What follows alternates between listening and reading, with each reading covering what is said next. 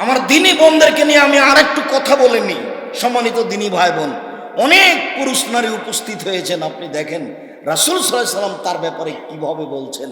রাসূল সাল্লাল্লাহু আলাইহি সাল্লাম বলছেন, পৃথিবীর মানুষ সিনফান মিন আহলিন নার, দুই শ্রেণীর মানুষ জাহান্নামে যাবে, আমি তাদের দেখিনি। দুই শ্রেণীর মানুষ জাহান্নামে যাবে, আমি তাদের দেখিনি। তবে ওরা জাহান্নামে যাবে। এক কমন মাহুম সে এতন, এক শ্রেণীর মানুষ তাদের হাতে থাকবে লাঠি গাভীর লেজের মতো। এক শ্রেণীর মানুষ তাদের হাতে থাকবে লাঠি গাভীর লেজের মতো, একদিক মোটা একদিক চিকন। এজরেবুনা বিহান্নাস, এ দিয়ে তারা মানুষকে মারবে, এরা জাহান্নামে যাবে। এ দিয়ে তারা মানুষকে মারবে, এরা জাহান্নামে যাবে। দুই নিশান, মহিলা কাশে এতন, কাপড় পরে থাকে, আর এতন উলঙ্গ। ভাষা কিন্তু আমার নয়, মুহাম্মদ সাল্লাল্লাহু আলাইহি সাল্লামের মুখের শব্দ বলছি আপনাকে। নিশান, মহিলা কাশে এতন, কাপড় পরে থাকবে, আর এতন উলঙ্গ। এই জায়গাখানে যখন আসি তখন আমার ওই কথাটা মনে পড়ে, যেটা আপনাকে আমি বলি, যে আপনার একটা খুব মেধাবী ছেলে, বাগমারাতে বাড়ি, সাপাহারে বাড়ি, নওগাঁ জেলায় বাড়ি, ছেলেটা খুব মেধাবী, লন্ডন থেকে পড়ে এসেছে, ঢাকা পিজি হাসপাতালে চাকরি পেয়েছে, 2 লক্ষ টাকা বেতন। তো বাবার বাড়ি এসেছে, গাড়ি থেকে নামলো, দেখি ছেলের গায়ে গলায় টাই আছে, প্যান্ট টাকনুর নিচে আছে, দাড়ি চাঁচা আছে, হাতে সিগারেট আছে। এইভাবে ছেলে আমার গাড়ি থেকে নামলো। একটু পরে দেখি বৌমা গাড়ি থেকে নামলো, গায়ে হালকা হালকা কাপড় আছে।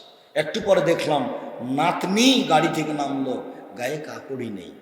গাড়ির পিছন দিকে দেখি কুকুর আছে। গাড়ির পিছন দিকে কি দেখছি? কুকুর আছে। এটা আমি বাপের কথা নকল করেছি, বাপ এগুলো দেখছে। এখন বাপ কি বুঝলো? বাপ কি বুঝলো যে টাকা পয়সা যা খরচ করেছি তা ঠিক আছে? বাপ কি বুঝলো যে সব টাকা পয়সা খরচ করেছে জবাব দিতে হবে না? বাপ কোনটা বুঝলো? মনে করছেন যে আমি আর আপনি কুকুর সিরিগাল পশু প্রাণীর মতো দুনিয়াতে আছি, তাই বিচার হবে না? কতদিন বললাম, করোনা ভাইরাস যখন দেখা দিয়েছিল আমি বলেছিলাম কারো যদি করোনা হয় তাহলে আমি তাকে আমি তার সাথে খেতে একসাথে প্রস্তুত, একই প্লেটে খাবো। কেউ যদি করোনায় মারা যায়, আমি আব্দুর রাজ্জাক বিন ইউসুফ তাকে নিজে গোসল দেওয়াবো, কাফন দাফন করাবো, জানাজা পড়াবো। এতে যদি আমার করোনা হয়ে যায় তাহলে আমি বলবো না যে এই জন্য হয়েছে, আমি বলবো পৃথিবী সৃষ্টির 50,000 বছর পূর্বে আমার নামটা ছিল যে আমার একদিন করোনা হবে, তাই আছে। আমি অল্প দিন 3 ফুট পর পর দাঁড়িয়ে মুখে মাস্ক দিয়ে আমি বাঁচতে রাজি নই। আমি ওই পূর্বের সিদ্ধান্তে বাঁচতে রাজি। আমি বলেছি 3 ফুট পর পর দাঁড়ানো বৈধ করতে হলে আবার মুহাম্মদ সাল্লাল্লাহু আলাইহি সাল্লামকে আসতে হবে। সারা দুনিয়াতে সব মসজিদে, মসজিদে নববীতে, কাবা ঘরে, আর যদি মানুষ পাশাপাশি না দাঁড়ায়, কিয়ামত পর্যন্ত যদি 3 ফুট পর পরই দাঁড়ায়, তবু জায়েজ হবে না। জায়েজ করতে হলে মুহাম্মদ সাল্লাল্লাহু আলাইহি সাল্লামকে আসতে হবে। যেহেতু তিনি কিয়ামত পর্যন্ত আর কোনোদিন আসবেন না, কাজে 3 ফুটের জায়েজ আর হবে না। যখন দুবাইয়ে থেকেছি ওই সময়, তখন কারোর সাথে যখন মসজিদে ঢুকেছি, তখন আমি বলেছি আমার পাশে দাঁড়ান তো, শুলিও হবে না, ফাঁসিও হবে না, জরিমানা লাগতে পারে। পাশে দাঁড়ান, দেখা যাক কি হয়, জরিমানা লাগে নাকি। তো কোনোদিন জরিমানা লাগেনি, শুলিও হয়নি, ফাঁসিও হয়নি। হুজুর কখন যে হুজুর পাল্টে গেছে, হুজুর বলছে যে পাশে আমার দাঁড়ায় না, ফাঁকা থাকে। সরকারও বন্দি করেনি, কাউকে জেলও হয়নি, শুলিও হয়নি, ফাঁসিও হয়নি, এমনিতে শরীয়ত পরিবর্তন হয়ে গেল গো। আমি অবাক হয়ে গেলাম, কেমন কথা, এমন কেন হচ্ছে? কিয়ামত চলে এসেছে কাছাকাছি। আমি বলি না 23 সালে হবে, এরকম আমি কথা বলি না।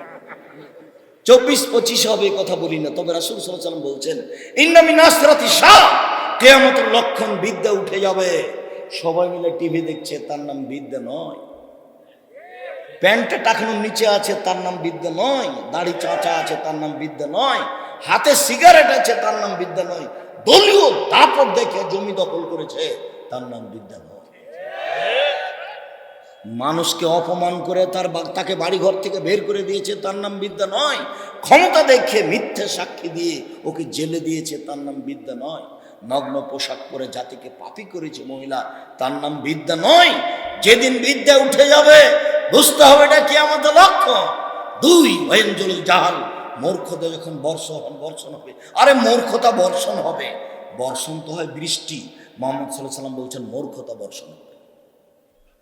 তিন, ওয়াকসরা সারবুল খামরে, মদ পান যখন বেশি হয়ে যাবে তখন বুঝতে হবে এটা কিয়ামতের লক্ষণ।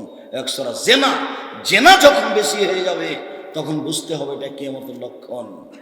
ওয়াকিলার রেজাল, পুরুষ কমে যাবে তখন বুঝতে হবে এটা কিয়ামতের লক্ষণ। ছয়, মহিলা বেশি হয়ে যাবে তখন বুঝতে হবে এটা কিয়ামতের লক্ষণ। আল্লাহ নবী বলছেন একজন পুরুষের অধীনে থাকবে 50 জন নারী, একজন পুরুষের অধীনে 50 জন নারী থাকবে। আল্লাহ রাসূল এই কথা বলেননি, বলেছেন একজন পুরুষের অধীনে শত হাজারো নারী থাকবে। এখানে বসে আছে এমন কতগুলো যুবক যার শত নারীর সাথে জেনার সম্পর্ক আছে, এখানে বসে আছে। দেখো যুবক, আমি তোমাকে বলেছি আস্তাগফিরুল্লাহ ওয়া আতুবু ইলাইহি বলে উঠো, আস্তাগফিরুল্লাহ ওয়া আতুবু ইলাইহি বলে উঠো। আর এদেশের সামাজিক গতি অনুযায়ী কানে হাত দিয়ে বলো আস্তাগফিরুল্লাহ ওয়া আতুবু ইলাইহি, আমি তোমার দরবারে ক্ষমা ভিক্ষা চাই, তোমার কাছে ফিরে যেতে চাই। জিন্দেগিতে আমি এই কোনোদিন মেয়ের সাথে কথা বলবো না, ওর নাম্বারকে আমি মোবাইল থেকে ডিলিট মিটিয়ে দিলাম। আল্লাহ ওর নাম্বারটা আমার অন্তর থেকে এভাবে করে দাও যেভাবে মারিয়াম বলেছিল, কুনতু নাসিয়াম মানসিয়া। মারিয়াম বলেছিলেন যে আল্লাহ আমি হয়ে যেতে চাই নাসিয়াম মানসিয়া, আমি কি দিয়ে জাতিকে ছেলে বুঝাবো? যদি জিবরাইল এসে আমাকে বললো যে আল্লাহকে গোলাম তোমার একটা সন্তান হবে, তখন আমি মারিয়াম বললাম লাম ইয়ামসাসনি বাশারুন ওয়ালা মা কুবাগিয়া, আরে আমার বিবাহ হয়নি, আমি জেনাও করিনি, আমার সন্তান হবে কিভাবে? আমার বিবাহ হয়নি, আমি জেনাও করিনি, আমার সন্তান হবে কিভাবে? আমার বিবাহ হয়নি, আমি জেনাও করিনি, আমার সন্তান হবে কিভাবে? তখন জিবরাইল আমাকে বললেন তোমার প্রতিপালক বলছে এইটা সহজ। আরে বাপ ছাড়াই মা ছাড়াই আমি মানুষ তৈরি করতে পারি, সেটা হলো আদম। আর তুমি তো মা আছোই, বাপ মা ছাড়াই পারি, আমি তো মা দিয়ে পারি না, মা দিয়ে আমি পারি। দেখো তোমার সন্তান নিয়ে আসলাম ঈশা। তখন তিনি এটা বুঝলেন বটে, কিন্তু মেনে নিতে পারছেন না। বলছেন জাতি আমাকে বলবে ছেলে পেয়েছো কোথায়, কার সাথে জেনা করলে? ছেলে কোথায় পেলে তুমি, কার সাথে জেনা করলে? আমি কি দিয়ে বুঝাবো? কুনতু নাসিয়াম মানসিয়া, আমি হয়ে যেতাম নাসিয়াম মানসিয়া। পৃথিবীর কেউ না জানতো মারিয়াম কেটা, পৃথিবীর কেউ না জানতো মারিয়াম কেটা। মানুষের অন্তর থেকে মুছে যেত মারিয়ামের নাম, মারিয়ামের নাম কেউ উচ্চারণ করতো না। আমি এরকম হয়ে যেতে চাই। আমি চাচ্ছি যুবক মেয়ের নাম্বারটা তোমার কাছে হয়ে যাক নাসিয়াম মানসিয়া। একটা মেয়ের সাথে আমি কথা বলতাম, সেটা যেন কে, সেটা আর নেই। পৃথিবীতে কেউ নেই যার সাথে আমি কথা বলতাম। আজ থেকে না তুমি কোনো মেয়ের সাথে কথা বলো না, মোবাইল থেকে দূর করে দাও। উপস্থিত বৈঠকের মেয়ে তোমাকে বলছি তোমার স্বভাব পরিবর্তন করো। এভাবে মিঠে মিঠে করে কথা বলে যুবককে নষ্ট করো না, জাহান্নামের দিকে ঠেলে দিও না। তোমার মোবাইলে যত নাম্বার আছে যুবকের সাথে কথা বলার সব মিটিয়ে দাও। উপস্থিত দিনী বোন আপনাকে বলছি, আপনার স্বামী যখন থাকে না তখন আর একজনের সাথে মোবাইলে গল্প করেন, আপনি আবার বোরখা পরে থাকেন। আপনার স্বামী যখন থাকে না তখন আপনি আর একজনের সাথে কথা বলেন, আপনি বোরখা পরে থাকেন। আপনাকে আমি বোরখা বলে কষ্ট দিইনি, বরং আপনি বোরখা পরে থাকেন। ওই মেয়েটাকে ঘৃণা করছি যে মেয়েটা বলছে আরে ওরা বোরখা পরে জেনার কথা বলে।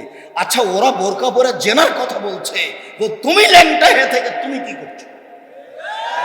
এটা তোমার কি? তো তুমি গোটাটাই তো জেনা। আল্লাহ রাসূল বলছেন আল মারাত আওরাতুন, মহিলা হচ্ছে ঢেকে রাখার বস্তু, মহিলা হচ্ছে ঢেকে রাখার বস্তু, ওকে ঢেকে রাখতে হবে।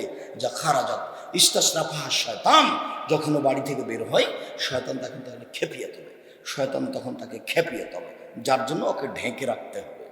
রাসূল সাল্লাল্লাহু আলাইহি ওয়াসাল্লাম বলছেন যেটা চাঁপাইনবাবগঞ্জে চলে, এটা কোন থানা? মান্দা থানা, নওগাঁ জেলা, বৃহত্তর রাজশাহীর অন্তর্ভুক্ত। তবে চাঁপাইনবাবগঞ্জের মতো নাও হতে পারে। চাঁপাইনবাবগঞ্জে বিবাহ লাগলে থুবড়া হয়, মানে মেয়েরা গীত গায়। তো গায়ে হলুদ দেয়। তো আল্লাহ রসুল বলছেন লা তুবাশিরুল মারাতাল মারাতা, একজন মহিলা আর একজন মহিলার গায়ে হাত লাগাতে পারবে না। একজন মহিলা আর একজন মহিলার গায়ে হাত লাগাতে পারবে না। কেন? ফাতানা থাকে যদি হাত লাগাই তাহলে তার শরীরটা নরম না শক্ত বুঝতে পারবে। নরম শক্ত বুঝতে পারলে তখন তার স্বামীকে বলবে যে খালেদার শরীরটা এমন নরম, তখন তার স্বামী তাকে অন্তরের চোখে দেখবে। এই জন্য হাত লাগানো নিষেধ। স্বামী যেন আর একটা মহিলাকে অন্তরের চোখে দেখতে না পারে, তাহলে আপনার অবস্থা কি? আমি ধর্ম কি দিয়ে বুঝাই? আমি কি ভুল বুঝছি? হাদিস তো বুখারী মুসলিম। আমি জাতিকে শরীয়ত কি দিয়ে বুঝাই? আমি কি ভুল বুঝছি? ভুল বুঝিনি। সম্মানিত দিনী ভাই বোন, এটাই ঠিক। আপনাকে এটা গ্রহণ করতে হবে, এই কথাই ঠিক। আপনাকে এটা গ্রহণ করতে হবে, এই কথাই ঠিক। রাসূল সাল্লাল্লাহু আলাইহি ওয়াসাল্লাম বলছেন ইন্নাল মারাতা তুকবিলু ফি সূরাতি শায়তান ওয়া তুদবিরু ফি সূরাতি শায়তান।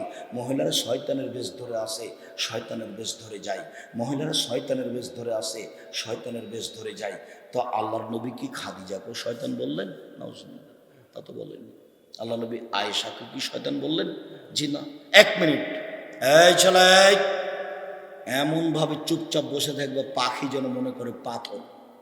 আপনারা আমার দিনী ভাই বোন যারা আমাকে দেখতে পাচ্ছেন ভালো কথা, যারা দেখতে পাচ্ছেন না এক পায়ে দাঁড়িয়ে থাকবেন। দয়া করে আমাকে কোনো কাজ দেখাবেন না। এখন আপনি চা খাওয়ার নামক সেখানে যাবেন না, আমার খুব কষ্ট হয়। তখন আপনাকে আমি মনে করি এটা গরু ছাগল নয়। আমি তো কোনো কেসা কাহিনী বলতে আসি। আপনাকে তো আমি বলছি 90 সাল থেকে নিয়ে এখন পর্যন্ত কোনোদিন কেসা কাহিনী বলিনি। আপনাকে তো আমি বলছি আমি 90 সাল থেকে এখন পর্যন্ত আমি কোনোদিন অপ্রয়োজনীয় বাক্য বলিনি। আপনি এটাকে স্বাভাবিকভাবে বুঝবেন কেন? আপনি আমার ভালোবাসাতে এসেছেন, ভালো কথা, ভালো থাক এটা আমি চাচ্ছি। আমি কেসা কাহিনী বলি না, আমি কোনো রূপক কথা বলি না। সম্মানিত দিনী ভাই বোন, আপনাকে আমি এই অংশটুকু জরুরিভাবে এইভাবে দেখাতে চাচ্ছি যে রাসূল সাল্লাল্লাহু আলাইহি সাল্লাম বললেন যে মহিলারা শয়তানের বেশ ধরে আসে, শয়তানের বেশ ধরে যায়। তাহলে সবাই কি শয়তান? জি না। এক মিনিট দেখেন আপনি। এই মেয়ে কথা বলছো কেন? তোমাকেই তো বলছি, কথা বলছো কেন? তুমি একটু শরম করছো না? মুখ বন্ধ করো। উপস্থিত দিনী মুসলিম বোন, আপনাকে অনুরোধ করছি আপনি মুখ বন্ধ রাখেন। আর একজন যদি আপনার গায়ের ওপর দিয়ে চলে যায় তবু আপনি মুখ খুলবেন না, চুপচাপ থাকেন। আর এই যে কতগুলো মেয়ে এসেছিল ঢং ঢং করে চলে গেছে, ওটা আপনার স্ত্রী। আপনি বলে নিয়ে আসেননি যে আব্দুর রাজ্জাক সাহেব আসছেন, চুপচাপ বসে থাকবা, মুখ খুলবে না, আমাকে অপমান করিও না। যেমন ইব্রাহিম আলাইহিস সালাম বললেন যে দেখো তুমি আমাকে মিথ্যুক প্রমাণ করো না। তুমি যদি বলো যে এটা আমার স্বামী, তাহলে আমি কি হয়ে যাব? আমি মিথ্যুক হয়ে যাব। তুমি আমাকে মিথ্যুক প্রমাণ করো না। আপনি আপনার স্ত্রীকে বলে নিয়ে আসেনি, দেখো আমরা কিন্তু আব্দুর রাজ্জাক সাহেবের বক্তব্য শুনতে যাচ্ছি, তুমি আমাকে যেন খাটো করো না। কারোর সাথে গল্প করবে না, মুখখান বন্ধ রাখো ঘন্টাখানেক। আর এই যে রেখে গেলাম, এখানেই থেকে যাবা। আয়েশা রাদিয়াল্লাহু তাআলা আনহার মতো থেকে যাবা। আব্দুর রাজ্জাক সাহেব এটা কি বললেন যে আয়েশার মতো থেকে যাবেন, মানে এটা কি? ও এইটা হলো এই যে আয়েশা রাদিয়াল্লাহু তাআলা আনহা তার হাওদা উটের উপরে যে বসার জিনিসটা থাকে সেইটাখান থেকে বের হয়ে পেশাব পায়খানায় গেছিলেন। পেশাব পায়খানা থেকে এসে ওটাতে বসবেন, তো এখানে গলায় হাত দিয়ে দিচ্ছেন, হাড়টা নেই। ইন্নালিল্লাহ, আরে হাড়টা কোথায় পড়েছে, হাড়টা কোথায় পড়েছে? তো যেখানে পেশাব পায়খানা করতে গেছিলেন সেখানে গেছেন। সেখানে গিয়ে এসে দেখছেন যে লোকজন নাই, সবাই চলে গেছে। ওনার ওই উটের উপরের হাওদাটা মানুষে উটের উপরে তুলে দিয়েছে, কিন্তু ওরা খেয়াল করেনি যে আয়েশা ভিতরে আছে কিনা। তা আয়েশা রাদিয়াল্লাহু আনহা বলছেন আমরা তখন তো কম বয়সের মহিলা, তো আমার গায়ে তেমন শক্তি ছিল না, গোস্ত ছিল না, আমি খুব হালকা পাতলা ছিলাম। ওরা বুঝতে পারেনি, ওরা হাওদাটা উঠিয়ে উটের উপরে দিয়ে দিয়েছে, কিন্তু আমি যে ওর ভিতরে নেই ওটা ওরা বুঝতে পারেনি।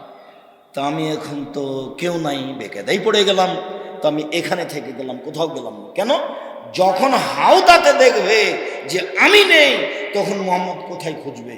তাহলে এখানে বসে থাকি, খুঁজতে খুঁজতে আগে এখানে আসে, আমাকে পেয়ে নিবে। তো আপনি আপনার স্ত্রীকে বলে দিবেন যে তুমি এখানে থাকো, সব চলে গেলে তুমি যাবো না, আমি এসে তোমাকে নিয়ে যাব। কথা বুঝাতে পারিনি? তারপরে হিসাবে এখানের দুটা কথা আছে, ওটা একটু বলে শেষ করেন তো। ঘটনাটা কি? ঘটনা এটা অনেক বড় ইফকের হাদিস, লম্বা হাদিস, অত বড় ঘটনা এখানে বলা যাবে না। তখন সকাল হয়ে গেছে, তো একজন লোককে রেখে দেওয়া হয়, এই শোনো সাফরের মুআত্তাল, সকাল যখন হবে তখন দেখিও কারো ব্যাগ বুকটা কিছু পড়ে আছে নাকি, তুমি এখানে থাকো। তখন সাফরের মুআত্তাল বলছে, কি ব্যাপার, ঠিক কে ওখানে হাওতা কেন? তখন উনি বুঝেছেন যে এটা তো আয়েশা, ব্যাপারটা কি?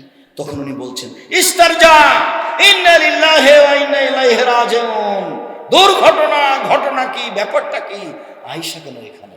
ইস্তারজা ইন্না লিল্লাহি ওয়া ইন্না ইলাইহি রাজিউন। আয়েশা রাদিয়াল্লাহু আনহা বলছেন, আল্লাহর কসম, আমি সাফওয়ানের মুআত্তালের মুখ থেকে এই শব্দ ছাড়া আর কিছু শুনিনি। তারপরে তিনি উটটা আমার কাছে নিয়ে আসলেন, উটটা বসালেন, আমি উপরে উঠে গেলাম। এবার সাফওয়ান উটটা ধরে নিয়ে যেতে লাগলেন যেখানে আল্লাহর নবী আছে। তখন মুনাফিকরা দেখে বলল, ঘটনা কি রে? আয়েশার সাথে কার প্রেম হয়েছে? নাউজুবিল্লাহ। এইটা হলো ইফকের ঘটনা। মুনাফিক খুব কঠিন জিনিস। মুহাম্মদ সাল্লাল্লাহু আলাইহি ওয়াসাল্লামের পরিবারে গায়ে হাত দিতে ওরা ছাড় দেয়নি। মুনাফিক খুব কঠিন জিনিস। মুনাফিক দেখলে আমার খুব কষ্ট হয়। আমি মাঝে মধ্যে ভাবি যে আচ্ছা, জামিয়া সালাফের ব্যাপারে এত যে লোকটা শত্রুতা করছে, মুনাফিকি করছে, তো ও তো নেকি পাবে নাকি? দেখেন, এটা তো মুহাম্মদ সাল্লাল্লাহু আলাইহি ওয়াসাল্লামের স্ত্রী আয়েশা। এ কি স্বাভাবিক ব্যাপার? সারা দেশে ছড়িয়ে দিল এই কথা, কিয়ামত পর্যন্ত এই ঘটনা লেখা থাকবে। 29 দিন যাবৎ তিনি চোখের পানি মুছতে পারেননি, চোখের পানি বন্ধ হয়নি। বলছেন, 29 দিন যাবৎ আমি চোখের পানি বন্ধ করতে পারিনি, আমি সুরমা লাগাইনি, সব সময় আমার চোখের পানি ঝরতে থাকে। আমিও তখন বুঝতে পারিনি ঘটনা কি। আমি তো বাড়ি চলে এসেছি, আমার খালা আমাকে নিয়ে পেশাব পায়খানার জন্য নিয়ে গেছেন। তো আমার আসতে লেগে আমার খালা পায়ে কাপড় বেঁধে পড়ে গেছে। তা আমার খালা বলছেন, মেস্তা ধ্বংস হোক, মেস্তা, মেস্তা ধ্বংস হোক। যারা বদনাম করেছে তার মধ্যে মেস্তা একজন। তখন আমি বলছিলাম, খালা ছি ছি ছি ছি, খালা এ কথা বললেন কেন? আরে মেস্তা হচ্ছে বদরি সাহাবী, বদরের যুদ্ধে উপস্থিত ছিলেন, তার আগের পিছের সব পাপ ক্ষমা, ওরা অনেক বড় মানুষ, আপনি কেন বদনাম করলেন? তখন তার খালা বলছেন, এই তুই জানিস কি ঘটনা? তুই জানিস কি ঘটনা? কি ঘটনা খালা? আরে এরা তো তোর বদনাম করে বেড়াচ্ছে। এ কথা? ইন্না লিল্লাহ। আমার আব্বা জানেন? হ্যাঁ জানেন। আমার আম্মা জানেন? হ্যাঁ জানেন, সবাই জানে। তখন বাড়িতে আল্লাহ রাসূলকে বলছেন, আমি বাড়ি চলে যাব, আমি এখানে থাকবো না। ঠিক আছে যাও। তো একজনকে সাথে দিলে বাপের বাড়ি চলে গেলেন। বাপের বাড়ি গিয়ে এখন বলছেন, আব্বা আল্লাহ রাসূল জানেন এটা? বলে হ্যাঁ, সবাই জানে এটা। মা সবাই জানে এটা? বলে হ্যাঁ, সবাই জানে। এই শোনো, শোনো আয়েশা, চিন্তা করবো না। মায়ে বলছে, বাপ শোনো আয়েশা, চিন্তা করবো না। আরে যার সতীন থাকে না, তার মেলা ঝামেলা থাকে। তোমার সতীন আছে তো, মানে উনি ওইদিকে চলে গেলেন। বুঝতে পারছেন না কথা? মনে হয় আয়েশার মা বলছেন রাদিয়াল্লাহু তাআলা যে তুমি চিন্তা করো না তো, যার সতীন থাকে না তারা শুধু খালি নানান কথা বাড়ায়। তোমার সতীন আছে তো, কোন দিকের কথা যে কোন দিকে নিয়ে যাচ্ছে তুমি যেন চিন্তা করো না, এইভাবে বলে দিলেন। এখন আল্লাহ রাসূল আসেন আর বলেন, কেমন আছো? আর কিছু বলেন না, চলে যান। একদিন আমাকে বলছেন, শোনো আয়েশা, তুমি যদি জেনা করে থাকো তাহলে বলো করেছি, আর যদি জেনা না করে থাকো তাহলে বলো করিনি। তখন আল্লাহ রাসূলকে বলছেন, শোনেন, আমি যদি বলি এখন হ্যাঁ, তাহলে মিথ্যা হবে সত্য। আমি যদি বলি না, তাহলে জনগণ বলবে কইরা বলছে না। সাবরি কা সাবরে আবু ইউসুফ, আমার ধৈর্য ইউসুফের বাপের ধৈর্য মতো আমি মুখ খুললাম না। ঈশ্বর বুঝতে পারছিলেন আমার ইউসুফ বেঁচে আছে, ইয়াকুব বুঝতে পারছিলেন আমার ছেলে ইউসুফ বেঁচে আছেন, কিন্তু ছেলেদের মুখামুখি হলেন না।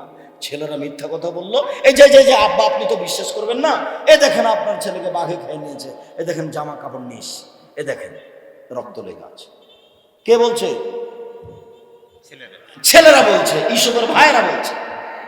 এখন এটা উনি বুঝলেন ব্যাপারটা কি। ছেলে তো আমার স্বপ্নে দেখেছে 12টা তারা, চন্দ্র, সূর্য, এটা তো হতেই পারে না। না সাবরি, আমি ধৈর্য ধারণ করি। ধৈর্য ধারণ করলেন 25 বছর যাবৎ এক টানা। 25 বছর পরে ছেলে ফেরত পেলেন।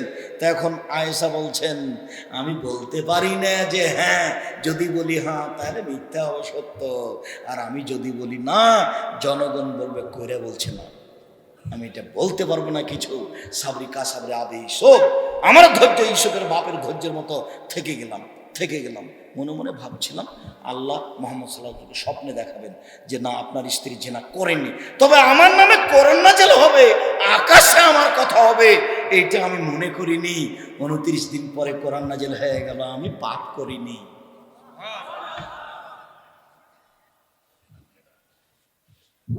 ইসুফ আলাইহিস সালামের এখানে একটা কথা মনে পড়ে। ইসুফ আলাইহিস সালাম 12 বছর জেলে থাকলেন।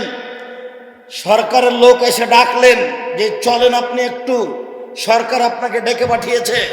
তখন ইসুফ আলাইহিস সালাম বলছেন, আরে ছাড়ো, জেল থেকে বের হওয়া আগে এই কথা শোনাতে হবে জুলাইখা জাতির সামনে ঘোষণা দিয়েছে কিনা যে আমি ইসুফ অন্যায় করিনি। এই কথা জাতির সামনে আগে জুলাইখাকে ঘোষণা দিতে হবে।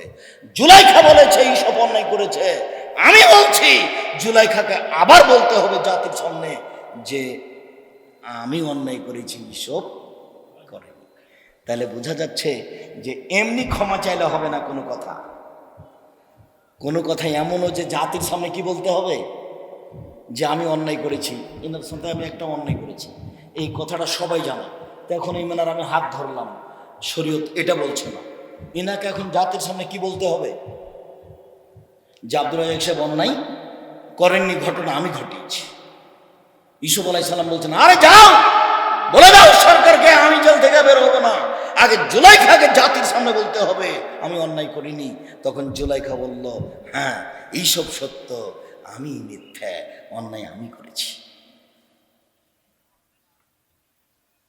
সম্মানিত দিনী বোন, আপনাকে আমি বলছি যে এই যে কথাটা, এই যে জিবরাইল, আয়েশা, এই যে জিবরাইল তোমাকে সালাম দিল, তখন আয়েশা বলছেন ওয়ালাইহিস সালাম ওয়া রাহমাতুল্লাহ, জিবরাইলের প্রতি সালাম, জিবরাইলের প্রতি আল্লাহ দয়া করুক।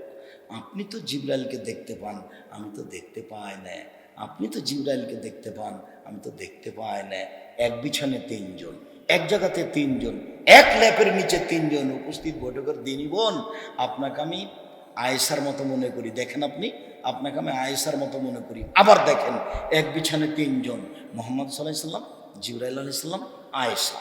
তখন আল্লাহ নবী বলছেন, হাজা জিবরাইল, আয়েশা এই যে জিবরাইল, এই ভাষাটা কি মনে করছেন একই জায়গাতে?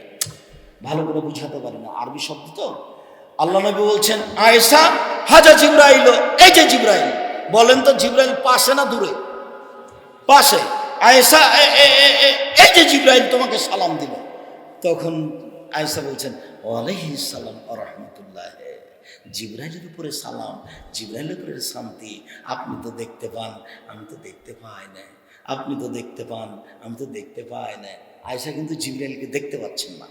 যেটা আমি বলতে চাচ্ছি উপস্থিত দিনী বোন, আপনাকে আমি আয়েশার মতো মনে করছি, আপনার আমি কষ্ট দিতে আসিনি।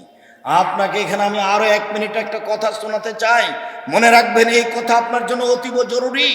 আয়েশা রাদিয়াল্লাহু তাআলা আনহা বলেন, আমার স্বামী যখন মারা গেল তখন তার কবর হলো আমার ঘরে। আয়েশা রাদিয়াল্লাহু আনহার স্বামী কে?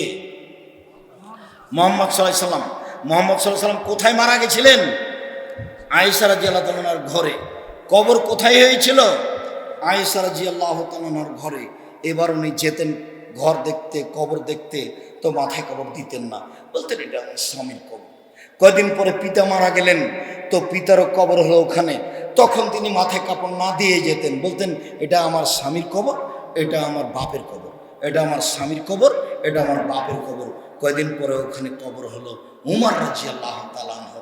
তখন আয়েশা বলছেন, আমি আর মাথায় কাপড় না দিয়ে ওখানে যাই না, আমি কবরকে লজ্জা করি।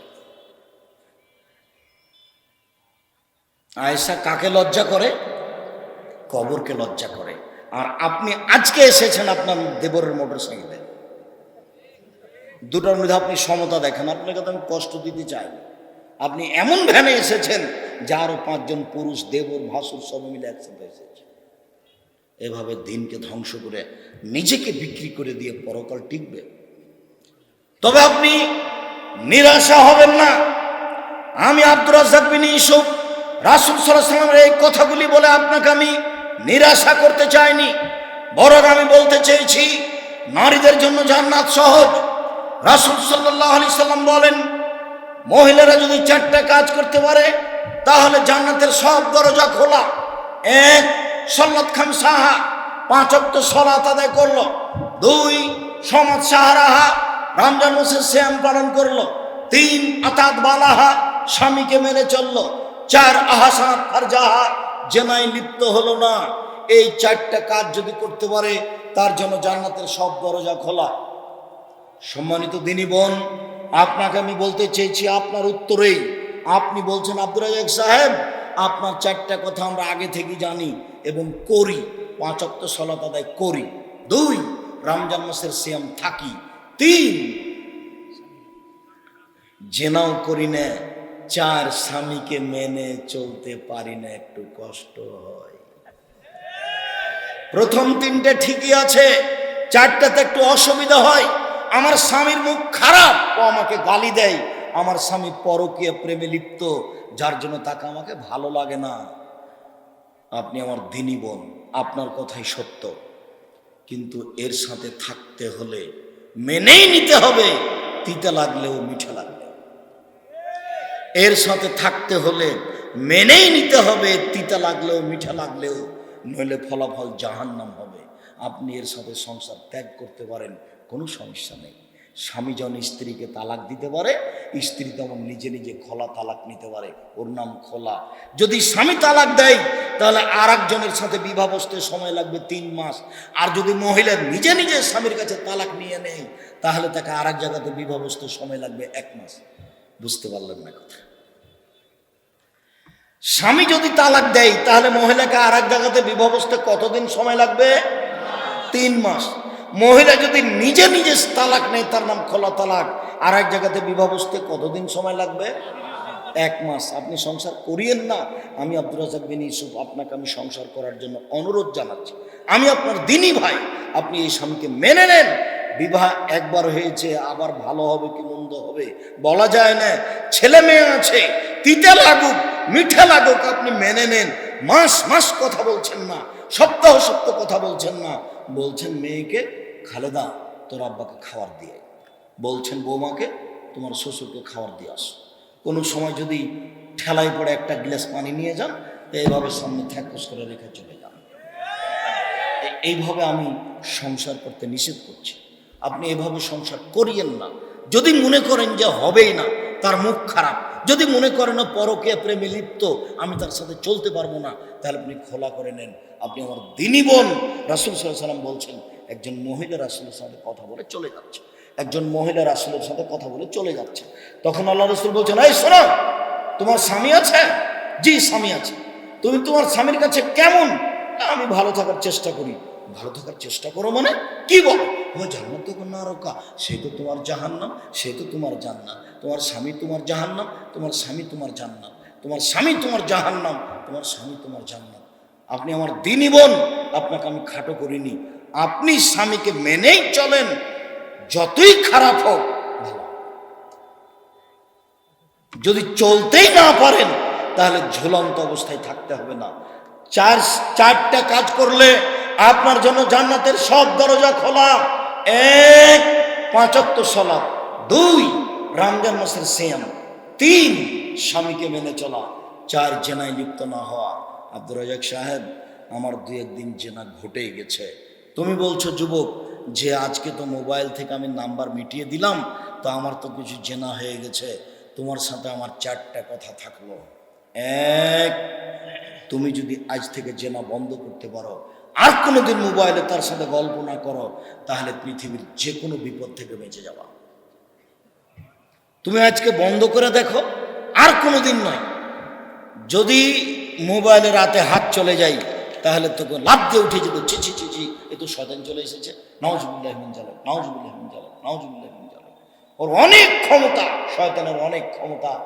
যখন শয়তানকে আল্লাহ বললেন সর, শয়তানের রাজিম সর, বিতাড়িত, এখান থেকে সরে যা, এখান থেকে সরে যা, তখন শয়তান বলছে সরে যাব ঠিক, কিয়ামত পর্যন্ত বেঁচে থাকার সুযোগ দিতে হবে। ঠিক আছে, কিয়ামত পর্যন্ত বেঁচে থাকার সুযোগ দিয়ে দিলাম। আচ্ছা ঠিক আছে, এবার আদমের ছেলে মেয়ে কিভাবে জান্নাতে যায় তা দেখে ছেড়ে দেব। তোমার সম্মানের কসম, তোমার মর্যাদার কসম, তোমার ইজ্জতের কসম, আমি যাব জাহান্নামে, আর আদমের ছেলে মেয়ে জান্নাতে যাবে, এটা আমি মেনে নিব? ওকে জাহান্নামে নিয়ে গিয়েই ছাড়বো। তখন আল্লাহ বলছেন, শয়তান শুনে রাখ, আদমের ছেলে মেয়ে যতবার পাপ করে আমার কাছে ক্ষমা চাইবে, ততবার আমি ক্ষমা করে দিব। তুমি করো এইটা, আমি করবো এইটা, তুমি করো এইটা, আমি করবো।